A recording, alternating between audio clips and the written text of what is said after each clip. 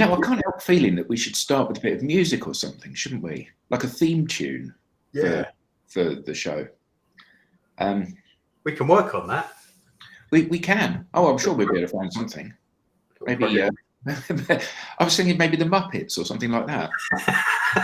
Anyway, hello everybody, and welcome to another exciting episode of Sales TV.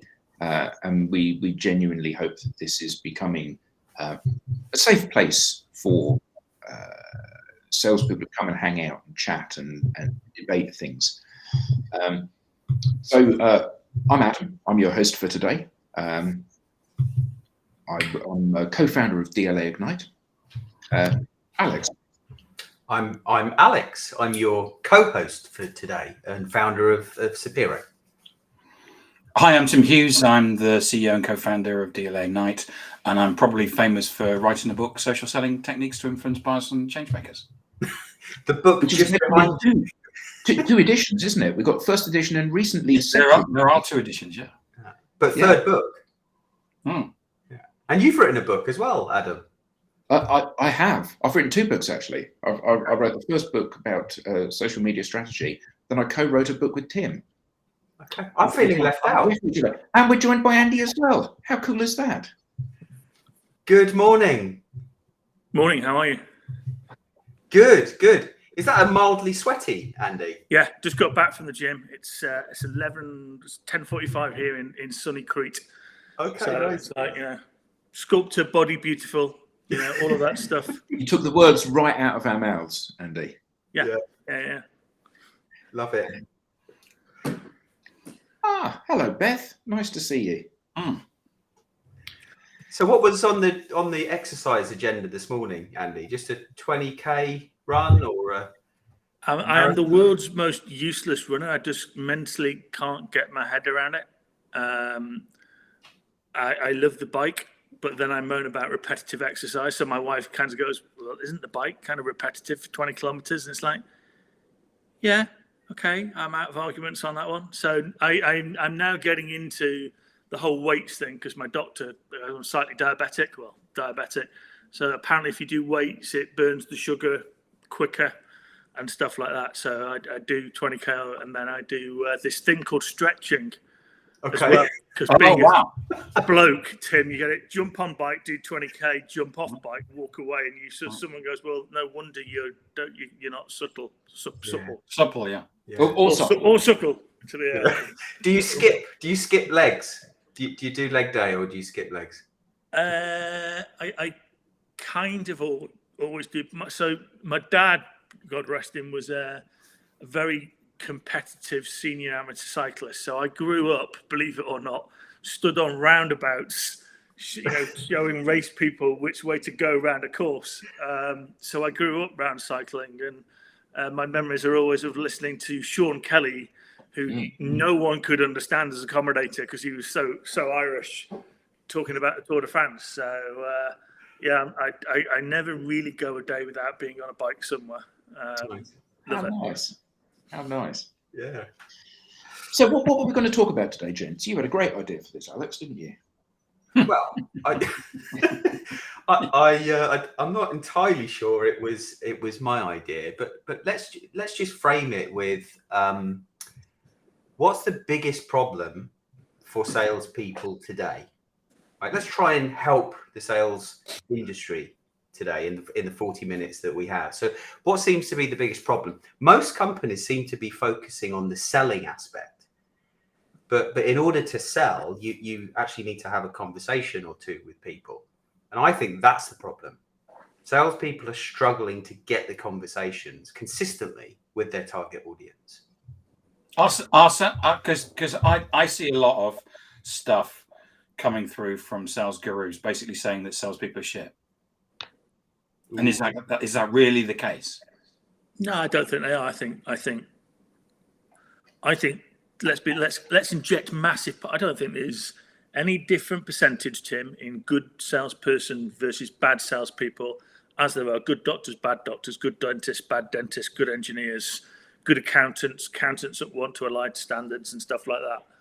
I think there's a slight difference between salespeople and everything else, which is, and I was thinking about this in preparation, I'd like to say they're the oil in the San Andreas fault between an organization that wants an outcome which is primarily driven by sales. Everything is driven by a sale, whether you have salespeople or not, and buyers that are skeptical because they understand that the outcome the salesperson is required to have is not necessarily the outcome that they want. We've been through this before. We're not going to go through it again because that would be boring for viewers. But I think the reality of it is just one simple thing. There's far more skepticism on the other side of the table in this relationship than there are in other relationships. So if you're an engineer, or if you're doing your house as an example, you could upgrade your house, extend your house, or whatever.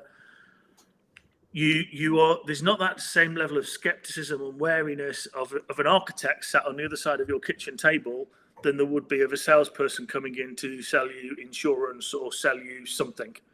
And I think it's this piece that we are setting people up to really be up against it. And I think it's, how do we help people? And Adam, let's go back 2 years. I had a conversation walking down a towpath in Camden with you, and it's, how do you become more appealing and compelling to somebody to want to have a conversation with? And if you three can't figure that out with your social media expertise and help salespeople go, the image that you project just on social media is going to help change the way that people perceive you in terms of that initial conversation, then no one can. Well, yeah, I mean, we were quite keen that we didn't turn this into a sales pitch, but genuinely turned it into something to try to help people. And I don't know who I don't know who this is, because obviously their settings, we can't see the name. But I think part of the challenge is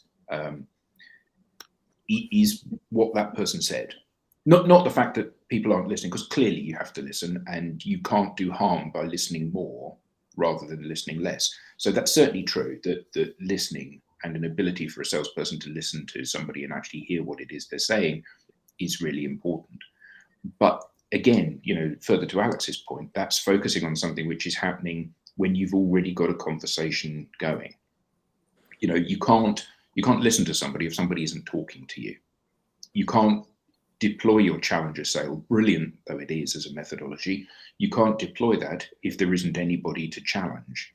It's all very well to say, the medic methodology is great because you understand all of these different touch points within an organization and the roles that these different characters play in the sale. And that's absolutely right. But if nobody wants to talk to you, it's an irrelevance.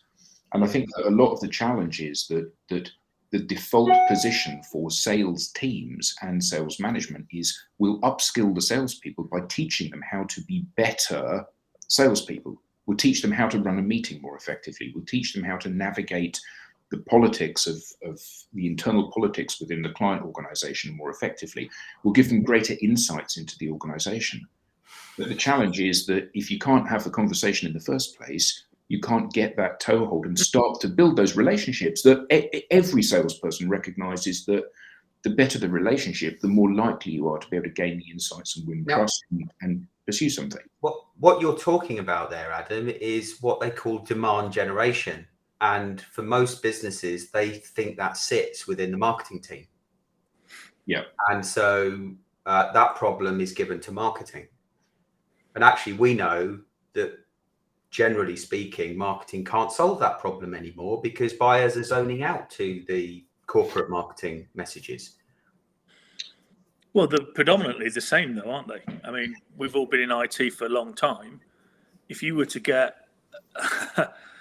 four big brand marketing kind of spiels, you could probably change some acronyms for the technology, but they're pretty much all going to say the same thing. And so, buy my product because it's great.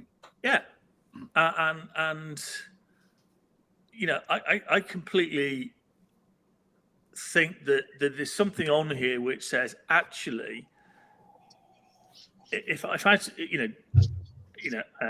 we're all in situations, and Adam, I know you're in a situation where you're in the up to your neck in the medical industry, and that's quite scary. But you're surrounded by people who have studied really hard. They've got qualifications after their name. They stand up for ethics and excellence. So even in that environment where you've got all those great markers, it's still a scary experience. Buyers feel the same. It's a really scary experience to be out of control, being taken on a journey that isn't necessarily my journey, it's your journey. And actually, it does come back to the jolt effect. It's great what and I know he's coming up, but it's this thing, isn't it, which is actually I fear at making a decision here because it's not necessarily my decision, it's your decision as the salesperson. And consequently, I'm not going to do it. The easiest thing for me to do to protect myself is not to do it. Mm.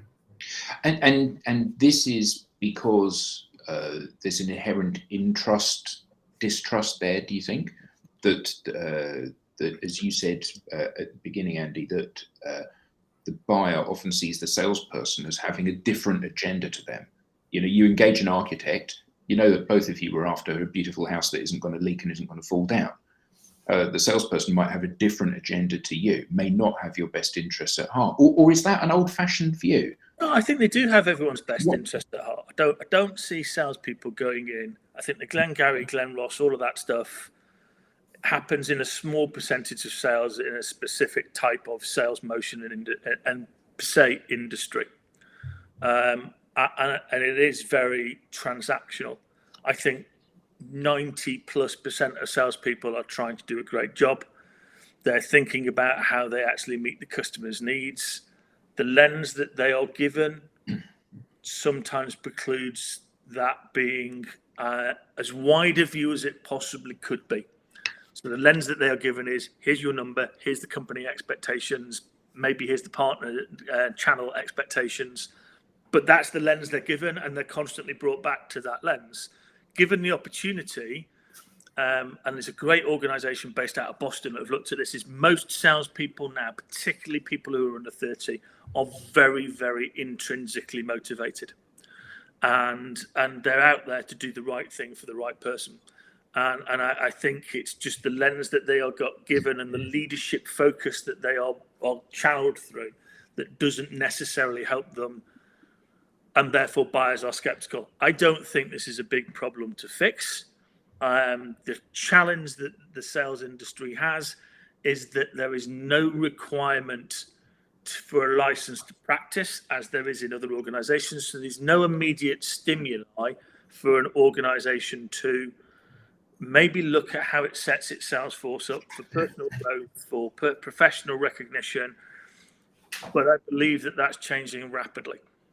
Well, we saw that last week, didn't we, with IdeaGen, where Ben was yes, or the week before, where he said, you know, we have a sales academy, we ground source what the salespeople think they can sell, and we meet that with the target for what the business needs to sell, and there's very little disparity between the two things. You know, we educate and empower the salespeople, and we would rather have them walk away from a deal that isn't right, or when we haven't got the right product, rather than have them push it through. But I can't help feeling that that's abnormal in most organizations. You know, Ben is a very forward-looking individual, and he's built a successful methodology and a way of selling within an organization which does deliver results. But so often it is down to that, okay, Andy, I want you to do the right thing. However, I want you to make this number. And sometimes those two things are not happy bedfellows. I think they can be if you have enough pipeline. And I don't want to get onto the people who don't have enough pipeline conversation, because we know that.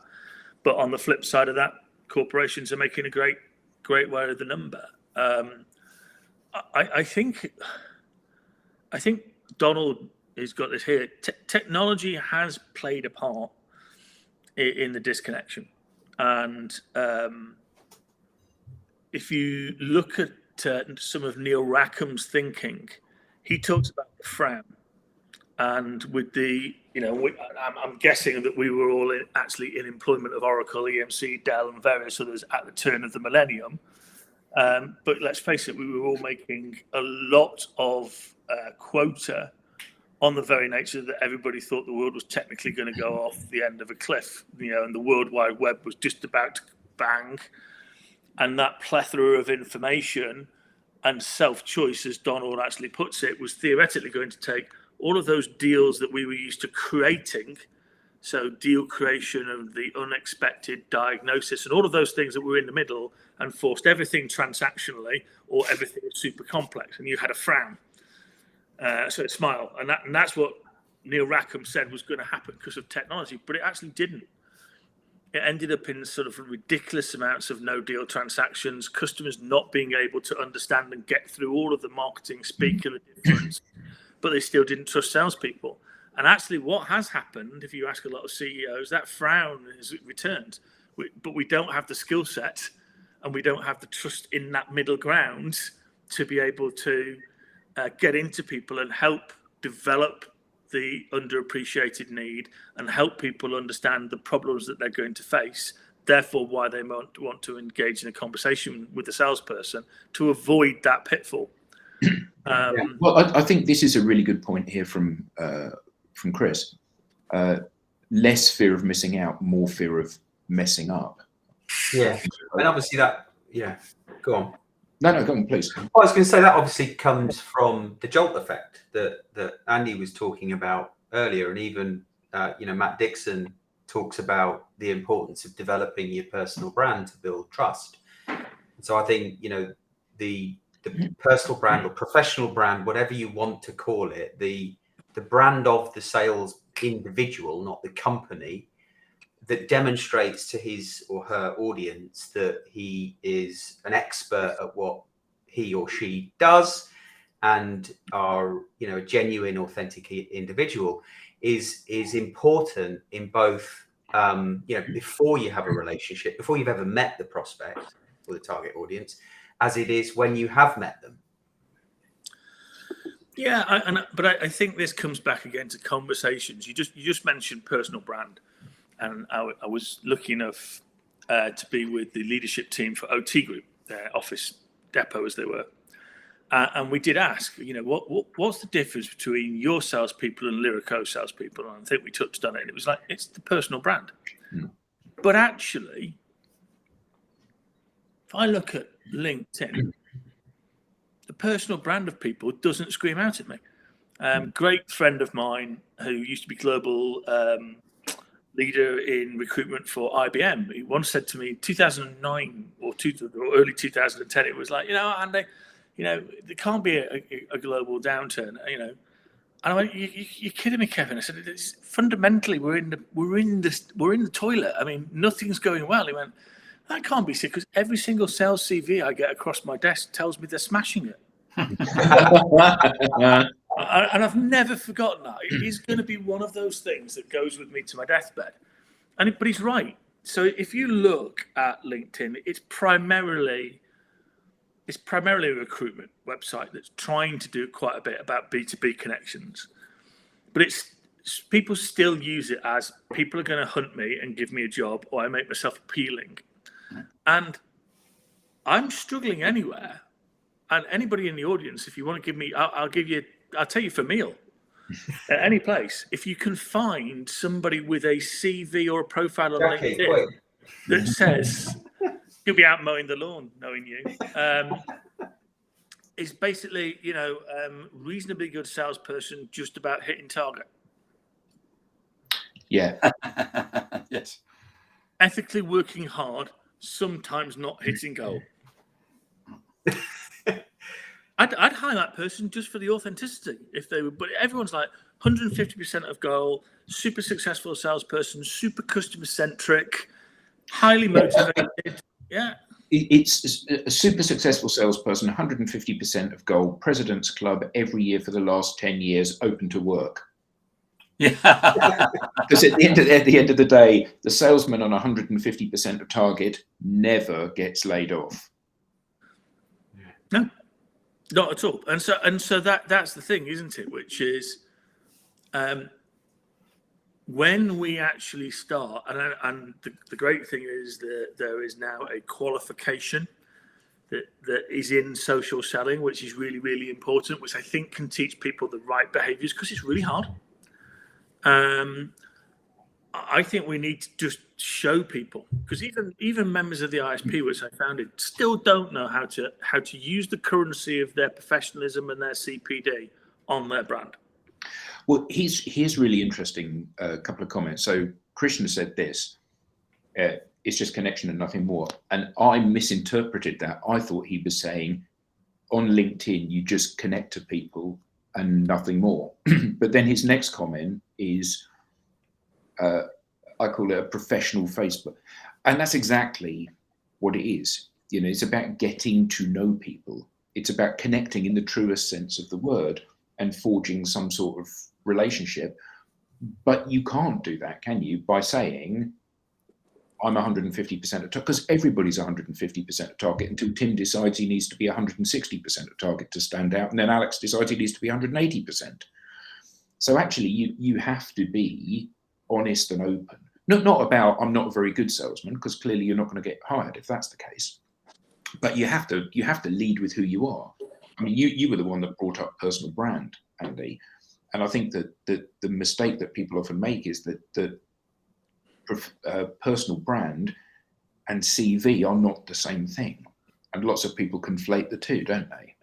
I think I'd add to that in complete agreement. And track record isn't your personal brand.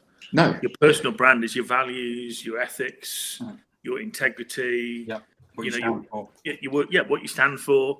And you can have very professionally motivated, very ethical people who are 95% a go, and that's absolutely fine.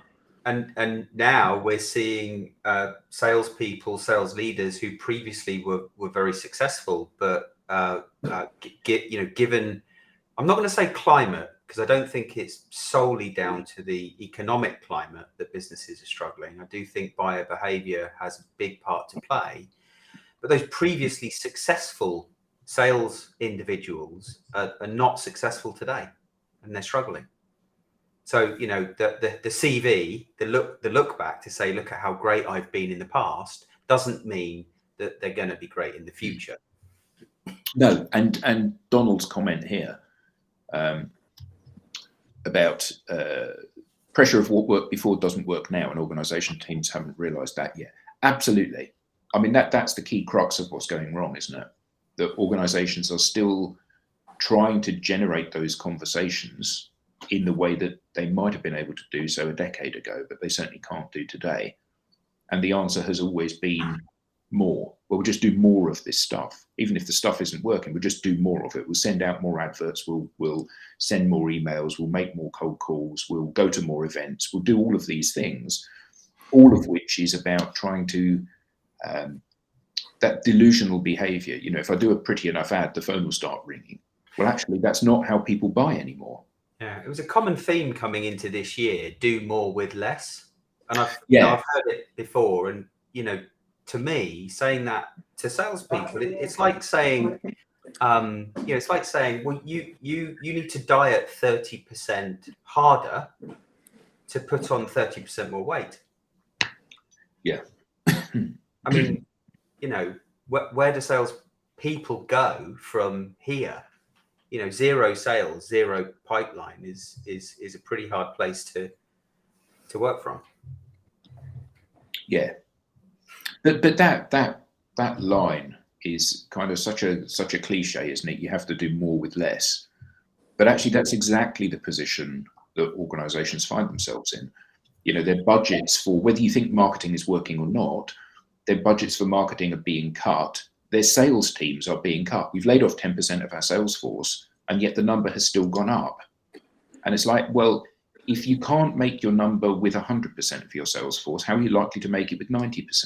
See, I think that effect has happened, but I don't think there was a conscious way of doing it. So I believe that at the start of this year, there was a top-down, in most instances, deliverance of a goal based on a theoretical headcount and set of territories, of which at least 10 to 15% were open. And last year, people were running 400% to fill those vacancies. And as there's been a little uncertainty about hyperinflation, all of those things, there has been a slowdown on the activity to fill those recs, as well as a reluctance for people to be putting themselves forward for those roles. And that's the challenge. So the outcome is exactly the same, Adam. That's not disputed. There is a big set of people that are not in the organisation that need to be, and therefore there is pressure on everybody else to pick up that slack and hit that number. And that's going to get worse. It's not going to get better, because less and less people realise what sales is. Less and less people realise what a sales role is. There's an increasing area of sales which is tech, which is not the tech we're used to. It's SaaS software, lots of things that weren't even around 10 years ago, or just very, very embryonic, which are now big, which is 25% of the global sales force could well be in that area. And therefore, more traditional sales roles that had visibility are being drowned out. And I think there's a kind of big set of stuff around this. So it's not as easy as saying, these are the challenges, and that's because someone got a red pen out. I don't think people have been getting red pens out. I think they've been holding off and maybe going, what's going to happen? But the economies are slow, but they're not in decline. We've challenged, and we're going back, and we're all getting more comfortable. Tim said this a couple of years ago. When we started work, interest rates were 15% Inflation was relatively high. We all survived on far less money than we had today. And it's this now stabilization of people going, oh yeah, my parents survived in this world, we'll all survive as well. So I think it's taking a while for wise heads, and we had one last week. Ben was a wise head, is a wise head. And he sits there, and he's a deliberate culture, deliberate organizational culture, deliberate leadership style, because primarily he came from sales. And most CEOs don't come from sales. They don't come from revenue backgrounds. They come from finance backgrounds. They might come from a marketing background, but they don't come from the revenue generation side of the house, so they don't understand it. Is there any research to show the performance of a CFO CEO versus a sales CEO? Good question. I doubt it, Alex. I mean, I think that you might be onto something there. Alex and Tim and myself, we all worked at Oracle. Oracle was, for many years, their hands-on leader was Larry Ellison. Nobody is more sales-focused in the world than Larry Ellison. He was somebody that absolutely, it was all about the sale. But I think, though, that things are changing. And, I think that the issue is that there have been, whatever it is, 700,000 jobs in tech lost in the last 12 months. And that's many of those in sales. And that's having a really big impact on the industry. And I think that the challenge is that many people are feeling insecure and scared about their position within a company. Facebook, that's making however many $1 billion a year profit, or Google, or whoever, massively profitable organizations are turning around and laying off 15% of their workforce. This is a fairly significant shift, isn't it? Yeah, but the classic companies haven't. And most of them haven't been in sales. I mean, the Facebooks, the Metas, and all of these people have been laying off engineers like this now next week. But you can point to other organizations like Microsoft who've got 50,000 AI engineers that they're hiring and behaving in a completely different way. So I think what we're seeing there is actually a change in the fact that there's no free money anymore. And that's a very different thing. And so the investors in Meta, the investors, a lot of them are obviously venture capitalists or sort of like VE backing people. They're all looking at things now in a very, very different way. And what used to be grow at any costs and just throw money at it because money was free or even negative in some instances, now it's not. And that's changing very quickly when VCs are starting to say to their portfolios, guys, You've now got to think about EBITDA. You've now got to think about all of these things. And what actually that does is open up an opportunity for us to start talking about the caring of people. Your people are your biggest asset, not only because of personal brand, but actually if you lose your people, it pushes your cost of your customer acquisition cost up by 50%. And that's what most of them are measured on. And so the reality comes down to, it's now a great way to start to say people are your key. They're your competitive advantage. They're the personal brand on which your corporate brand gets accelerated or diminished. And now is a different way to start thinking about these things. So that figure though, Andy, Yep. just tell me that again. So by getting rid of your people, you're adding 50% cost to the cost of acquiring a customer. So most organizations in the SaaS world have a less than 18-month tenure or turnover, and of their people. The cost of that is significant, because the customer acquisition cost is basically your sales cost plus your marketing cost over the number of people that you've acquired. So if you look at most salespeople in that world will be targeted to acquire 120 new customers a year, 10 a month.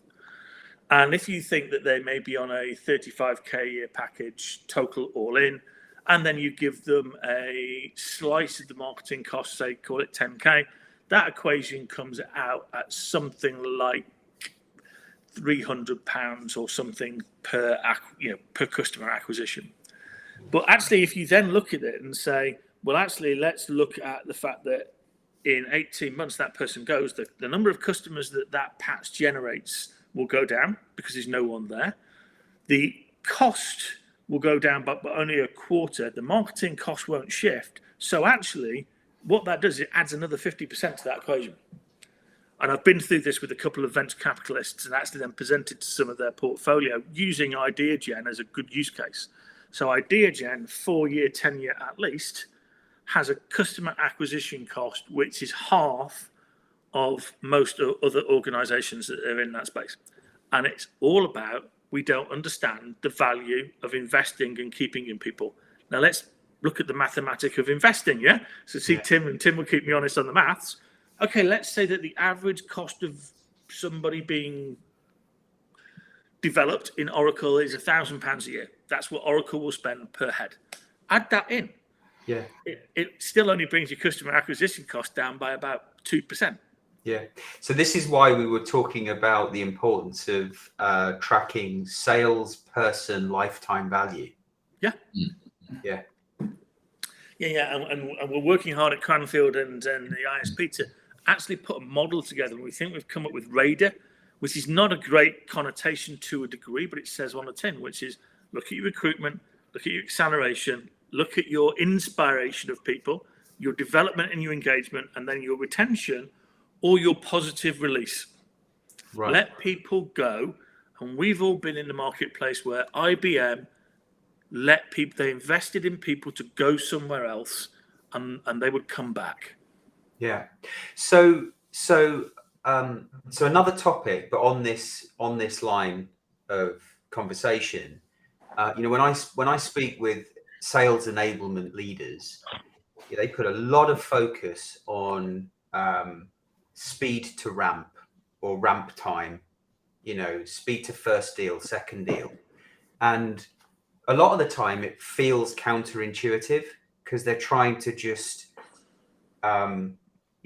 engulf that individual with knowledge about the product and the way they do sales to ensure that they get that first deal quickly. And it sometimes to me feels counterintuitive because you've hired someone to do a good job that could probably do that job very well without being, forced down that particular road. Is that measure?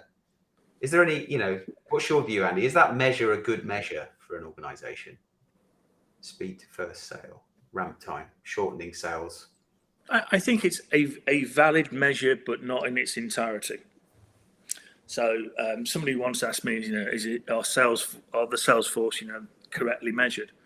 No, I think there's a lot of different measures you could look at around activity, quality of activity, growth mindset, development. one of the things that I love to work with companies and actually present back to them 100% of your sales force, which percentage bizarrely have actually engaged in self-regulated, self-directed learning. And 30% of people will look at it and go, no, it's not. I couldn't care less about learning. I just want my number. So that's great.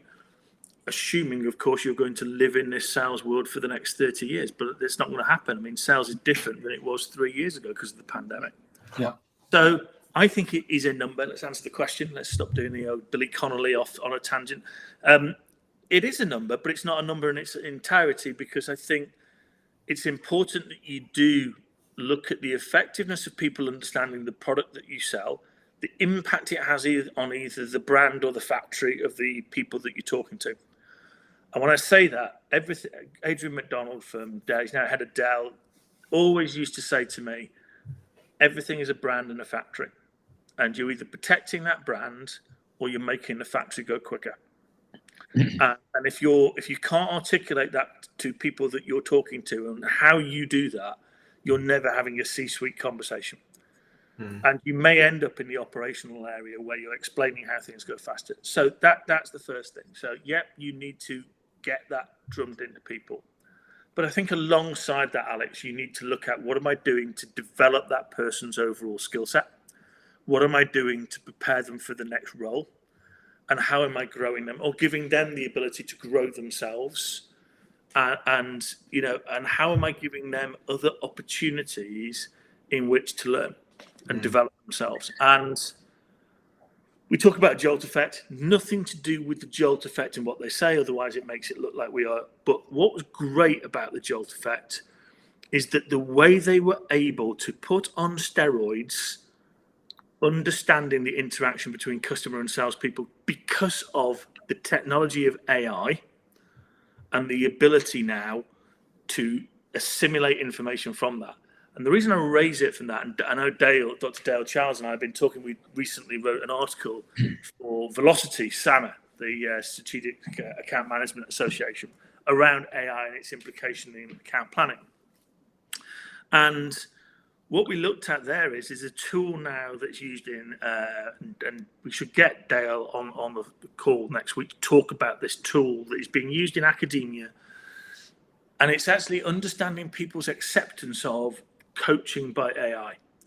So I have a call with Tim, it records this call, I then upload it into this AI platform, and AI gives me, and only me, the feedback on what I have done and how I have performed with Tim.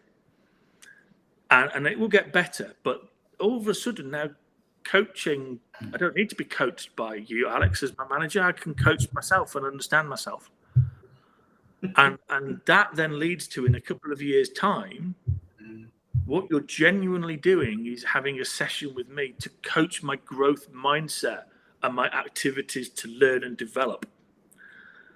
And does that then say that sales management has got less of a burden and can start to care more about the individual, and the sales individual takes far more responsibility, supported by the organization? And I certainly see that potentially as the next bounce of the ball.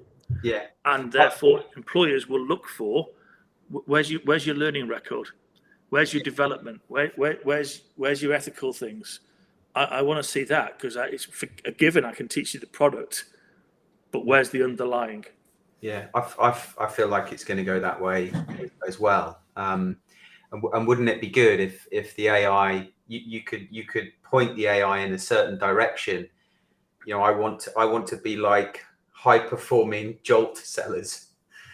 But yeah, no, I wouldn't it be good if we could understand? You might have the data on this already, Andy, but the research that Matt and the team did to create the jolt effect, analyzing millions, I think, of sales conversations. How many of those high performers actually do self-taught, continually teach themselves new things? Or is it all kind of just, it comes naturally as a result of selling day in, day out? So, and Dale, I know you're on, so if we can invite Dale on next week, because Dale is, he's a guru at crunching data and stuff like that, and he will have far more. He's at Bournemouth University, very well respected. So if we can ask a couple of specific things about those research things. To answer your point, we're just about to look at the top CPD earners in the Institute of Sales Professionals. And they are easily identifiable because the LMS system, the learning management system, tracks who they are. So we can tell how many people have done how many hours. And we classify people as certified if they do 24 hours and expert if they do 48, and some do. What we're doing is looking at the correlation to understand where they are on performance. Now, as the academics on this call will look at, the slight challenge around that is the definition of performance. If I asked all of you what your definition of performance was, Adam in your company, Alex and Tim in yours, it would be slightly different. And that's okay. So what we have to do is look at doing some research that actually looks at perceived performance, and then connecting the two. The indicative research says that there is a connection, to answer your comment, Alex, between high performance and self-directed learning. So there's a correlational effect, correlational relationship. However, finding causation is slightly more difficult. We will have to do mixed method and interview people and then find out what their drivers are. And we suspect that their drivers are wanting to stay at the top. So therefore they will consume every skill that they can get, every piece of knowledge they can get. But somebody, Lillian, I know, threw me a curveball when I'm talking about mental health and said, is it because of fear? Do they fear not being a top performer? Therefore, fear drives them to consume as much as they can. And I don't know, but we can't discount that. It would be very silly. I think it plays a part. Yeah. Because at some point on the journey, because in 2005, you know, I'll admit I lost my job for poor performance as a sales director. All right, I wasn't managing a team. I was an individual contributor. But I never forgot that day. And that drove me to teach myself new skills. And it stayed there in the back of my mind as that fear factor. I never want to go back there. But I think that there's a really interesting thing that you said there, Andy. And I think that part of the challenge was when we're trying to identify what are the drivers and what are the behaviors of people that ultimately become successful at doing this, the difference between correlation and causation is a very important one to identify. And the way to do that is to take people that are not performing and get them to adopt the behaviors of people that are performing and see whether that solves the poor performance. Tim once jokingly said, we were having a conversation, he said, all successful salespeople drive a Porsche. Therefore, if you buy a Porsche, you'll become a good salesperson. He was clearly joking when he said that. But the point is, Porsche, by the way. It's Porsche. It's Porsche, sorry. A Porsche. But the problem here is that, you know, when we look at that kind of exalted area of ultra high performance salespeople, they'll have a load of things that they will do. Some of that will be self-directed learning. Some of that will be the fact they drive a Porsche. Some of that will be the fact that they are motivated and scared. Some of that will be the fact that they have a deep understanding of client needs and of product knowledge, and all of these different things. And to wheedle out which of those are actually driving their performance rather than just being a byproduct of their personality type, I think is an entirely different thing. We need to take somebody that is an average performer and make them a high performer. That way we know that that's the behavior that's driving that. Yeah. So if we look at, I think Ben talked about this 2 weeks ago, the statistics, about 20% of people would be classified as high performers, 20% would be classified as very little hope for whatsoever because of various different reasons. And then you've got the bit in the middle. The bit in the middle, they just need help. They're not turning up to work to do a bad job. No, they just need help. So actually then, to your point, that's why I believe sales enablement should be, not revenue enablement, sales enablement should be coaching the individual, helping that individual learn, scaffolding them, and going, okay, Tim, Alex is doing a great job. This is how he does it. Go and spend a little bit of time with him. Then let's have a reflection. And then what additional materials and things can we give you so you feel secure to go and have a crack at what Alex does in your way? And if you fail, you fail. And that's the part of psychological safety. And on that thing, we'll talk about that probably later today or in another session. We will. So, everybody in the audience, thank you all so much for all of your fantastic input. It's been brilliant. Every week we have just mega interesting comments from the audience. And I think that this is something that we need to continue to unpack, because the sales industry is in a state of flux, isn't it?